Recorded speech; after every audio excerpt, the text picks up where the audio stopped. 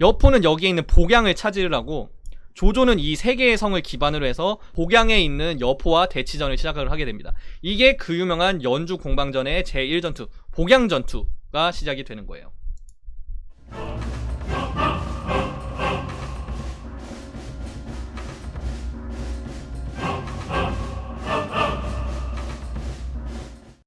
정확한 시기는 알 수가 없어요. 정확한 시기는 알 수 없고, 다만 194년 여름에 조조가 서주에서 물러났다라는 기록이 있고 9월까지 약 100일간 전투가 이어졌다라는 기록으로 미뤄 짐작하건대 아마 전투의 시작이 194년 6월이었지 않았을까라고 추측을 할 수는 있겠죠.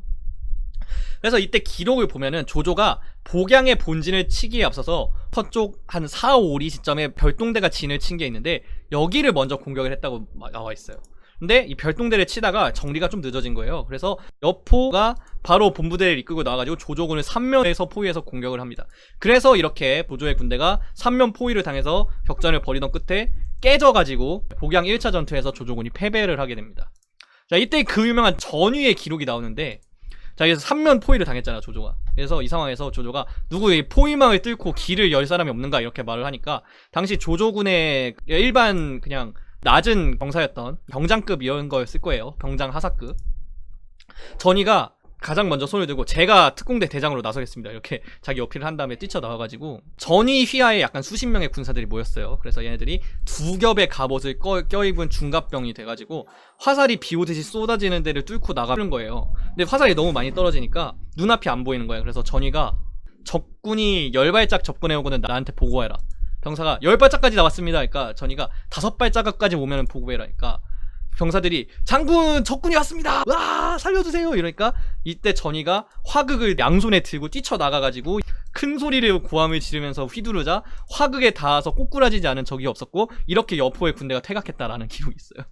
예, 이게 그 유명한 10보5보 무쌍입니다. 이 기록이 연희에 똑같이 나와 있잖아요. 근데 이 기록은 참고로 연희가 아니라 정사입니다.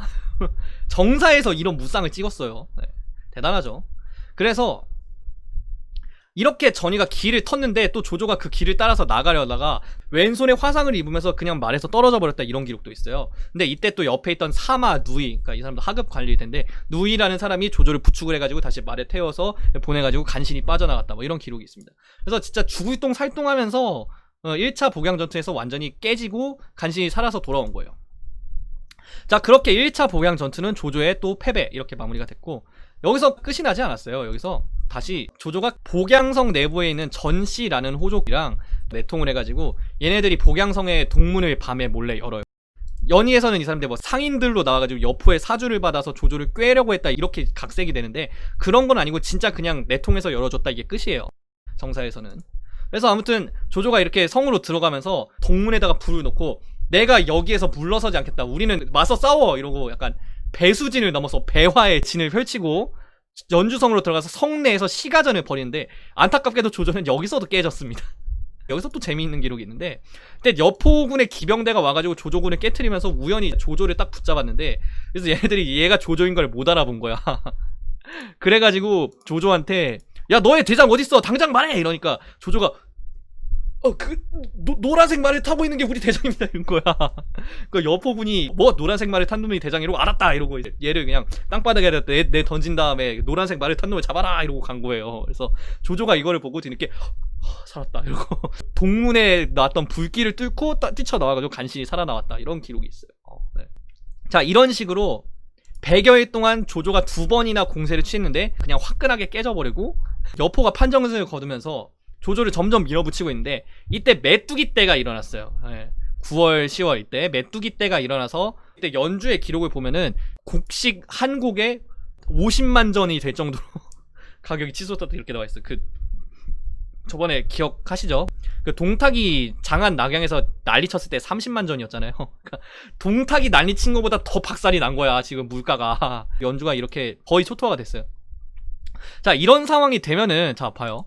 진궁 장막 여포 연합이 가뜩이나 이기고 있으니까 얘네가 이제 굳히기를 들어가야 되고, 조조군은 이제 질이 멸렬해가지고 흩어져야 맞죠. 근데 오히려 반대의 양상이 일어나요. 조조군은 그대로 가만히 있는데 여포 장막 진궁 얘네들이 흔들리기 시작해요. 이게 뭔가 이상하죠. 왜 그랬을까요? 자, 이게 뭐냐면은 진궁이 장막 꼬드겨가지고 연주 사람들이 대부분이 반란 일으켰다고 했잖아요. 근데 이 사람들이 원하는 게 뭐였을 것 같아요? 조조의 완벽한 파멸? 아니지. 그거를 노리는 거는 진국 장막 이런 수뇌부의 바람일 뿐이고, 그 휘하에 있는 애들의 인심은 이거예요. 야, 뭐 조조는 이미 끝났다고? 빨리 물리치고 새 주인을 들이겠다고? 뭐 장막 진궁의 말이면 들어야지 이러고 반조조파로 밀어준 거야. 밀어줬는데 이게 조조가 뭐 100일 동안 메뚜기 때도 일어났는데 안 흩어지고 이러는 거 보고 있으면 얘네들이 뭐라고 생각을 하겠어. 야, 진궁 조조 끝났다며. 전쟁 일찍 끝난다며. 야, 지금 전쟁 일어나가지고 야 50만국 이런 거 인플레이션 이게 나라냐? 진궁 이 새끼 이거 괜히 긁어부스럼 만들어가지고 조조 쫓아냈다고 헛짓거리 한 거 아니야? 사실 그냥 조조 모시고 있었으면 되는 거 아니야? 이런 식으로 반전 여론이 퍼지는 거야.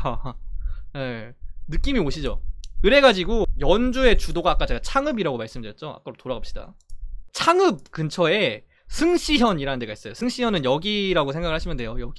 여기에서 이 일대 가장 유력한 호족이 이씨 호족이거든요. 이 이씨 호족들이 반기를 들어가지고 와 여포군 물러가라 막 이러는 거야. 그래서 여포는 복양을 버리고 어쩔 수 없이 연주의 주도인 창읍으로 자리를 옮기게 되고, 또 여기서 이씨 호족들은 어떻게 되면 나중에 설란 막 이봉 이런 사람들이 이씨 호족들의 가죽 이건한테 이건 아닌 것 같다고 반란 그만하자 이러니까 이건이 나는 그럴 수 없다. 나는 조조에게 은혜를 입은 사람이기 때문에 여포 따위에게 항복할 수 없다. 이러니까 설란 이봉이 이건을 죽여버리고 다시 승시현을 확보를 합니다. 결국에 반란은 진압이 되는데 이씨 호족들 중에 전사하고 남은 사람들은 이건의 아들인 이정 그리고 조카인 이전, 이 사람들이 다시 합류를 시켜가지고 돌아가요. 네, 참고로 이 이전이 그 이전이 맞아요. 조조군의 그 장수 이전, 그 사람이 맞습니다. 이 사람이 또 여기서 커리어를 시작을 하게 됩니다. 뭐 이런 식으로 돼가지고 여포는 휘하에서 막 반란도 일어나고 이러는 거예요. 그래서 오씨 막 이러고 있는데 조조는 안 그래요. 조조는 뭐냐, 앞에서 대다수가 반란을 일으켜서 떠났잖아. 그러니까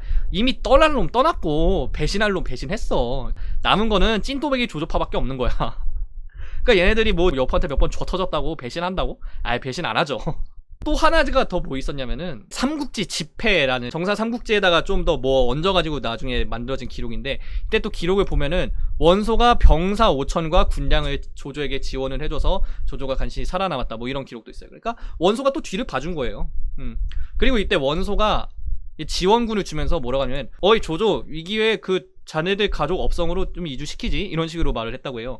이 기록이 뭐냐면은 그러니까 일가족을 나한테 인지로 갖춰라, 절대로 나를 배신 안 하겠다고 맹세해. 천하의 조조도 흔들리기 시작한 거예요. 나 진짜 이제 끝난 건가? 원소의 밑으로 들어가야 되는 건가? 이러고 생각을 하고 있는데 또 여기서 정국이 와가지고 아니 지금 대장님께서는 패왕의 길을 걷는 사람이고 지금 이 기회만 넘기면은 나중에 얼마든지 원소와 대적할 수 있는 큰 사람이 될 수 있는데 어찌하여 이 작은 위기를 넘기지 못하고 그렇게 마음이 흔들려서 되겠느냐? 절대 그러시면 안 됩니다. 이렇게 딱 입을 털어가지고 조조가 이 말을 듣고 그렇지, 내가 언젠가는 또 원소까지 뛰어넘어야지 이렇게 하면서 원소한테 너 가족은 보내지 않겠다 이렇게 말을 합니다. 자, 그런데 재미있는 게 원소가 이렇게 조조가 거부를 때렸는데도 뭐 지원을 끊었다 이런 내용은 없어요. 그러니까 이게 뭐냐면은 일단 이때 원소 입장에서도 장막은 자기의 완전히 반대파로 돌아섰던 애고 조조가 그 옆에서 있어가지고 그래도 조조는 아직 내 친구인데 좀 눈에 까신데 이랬는데 얘네 둘이 싸운다 그러면은 이제 지들끼리 세력 약화되니까 사실 그것만으로도 원소는 개이득이에요.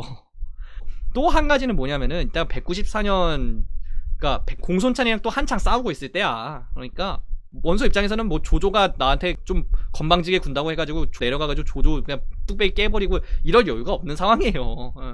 그러니까 뭐 충성맹세 안 한다고? 뭐 좀 그래 그냥 충성맹세 하지 말고 거기서 장막이랑 잘 놀아라 이러고 그냥 말았다고.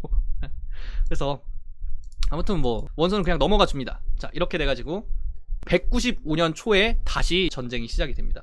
이때 당막 여포 연합군은 아까도 말씀드렸다시피 각지에서 반란이 일어나고 이러니까 좀 먼저 나서기가 힘들었나봐요. 그래서 조조가 먼저 전쟁에 나서는데 여기서부터 조조군이 슬슬 여포군한테 잽을 먹이기 시작합니다. 그래서 또 기록을 보시면은 자, 승시현이 있다고 했잖아요. 여기가 창읍이고 여기서 첫 번째로 승시현 서쪽에 있는 정도라는 곳이 있어요. 정도를 쳐서 여기서 여포군을 한번 깨트리고 그 다음에 제음이라는 곳이 있는데 제음은 창읍의 남쪽이라고 생각하시면 돼요. 이쪽이 제음이라고 보시면 되는데 제음에서도 한번 여포군을 또 쳐서 없애고 또한 승시현 동북쪽에 거야라는 곳이 있어요. 거야라는 곳이 여기인데, 거야에는 이건을 죽였던 설랑과 이봉이 주둔하고 있었던 곳인데, 여기로 그 아들인 이정을 선봉대로 보내가지고 아버지의 원수를 갚게 했다, 이렇게 나와 있어요. 그러니까 설란 이봉도 여기서 깨졌습니다. 그래가지고 창읍이랑 승시현 주변에 있는 거점들이 하나하나 이제 조조가 다 깨부시기 시작하는 거예요. 그래서 여포 입장에서도 조금씩 잽 맞으니까 이거 진짜 안 되겠는데, 이래가지고 이제 한타를 준비를 합니다. 한타는 어디에서 하냐면은 창읍의 동쪽, 승시현의 동쪽인 동민이라는 곳이 있어요. 여기쯤입니다. 이 동민이라는 곳으로 10,000명의 군대를 이끌고 여포가 나가고, 조조도 여기에 포진을 해서 바야흐로 연주의 명운을 건 한판 승부, 동민 전투가 벌어집니다.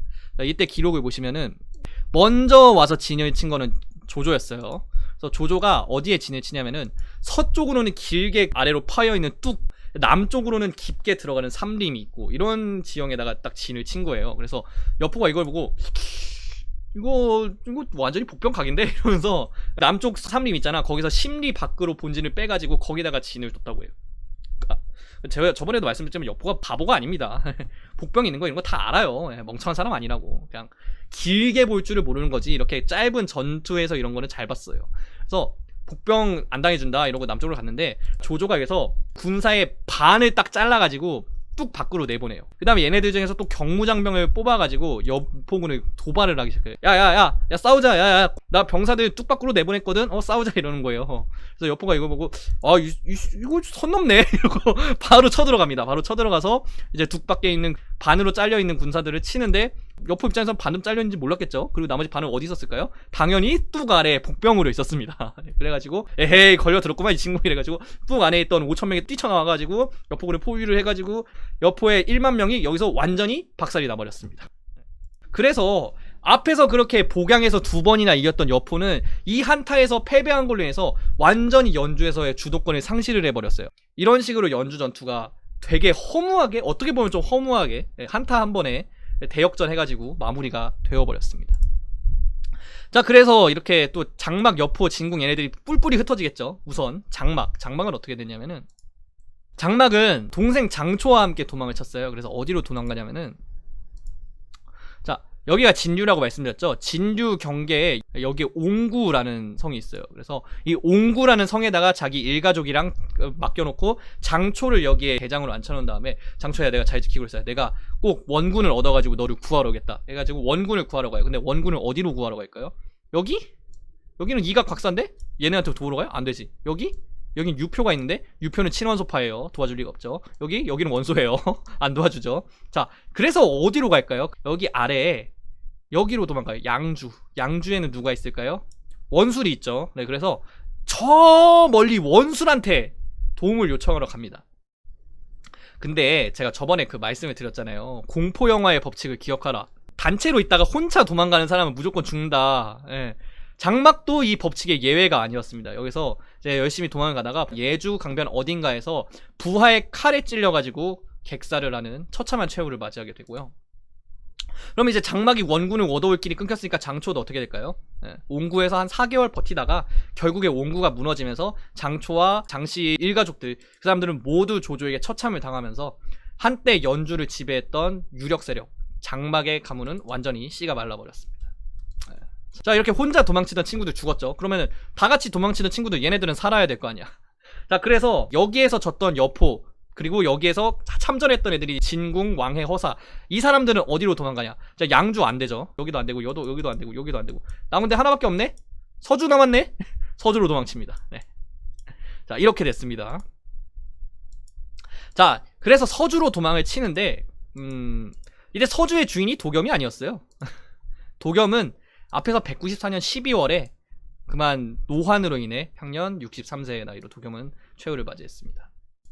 자, 그리고 여기서 또 흥미로운 사실 하나를 또 알려드리자면은, 제가 저번에 말했잖아요. 조조한테 평생 씻을 수 없는 불도장을 남기고 간 뒤끝 있는 사나이 도겸, 이런 식으로 표현을 했잖아요. 이게 서주 대학살 때문에 그렇게 표현을 한 것도 맞아요. 서주 대학살 때문에 그런 것도 맞는데, 한 가지가 더 있어요. 뭐냐면은 도겸이 여기서 죽으면서 일생일대의 조조의 진정한 라이벌이 되는 사나이한테 저 사람이 아니면은 서주를 맡기고 갈 수가 없다. 내가 진짜 눈을 감을 수가 없다. 이렇게 말을 하면서까지 팍팍 밀어주고 죽었거든요.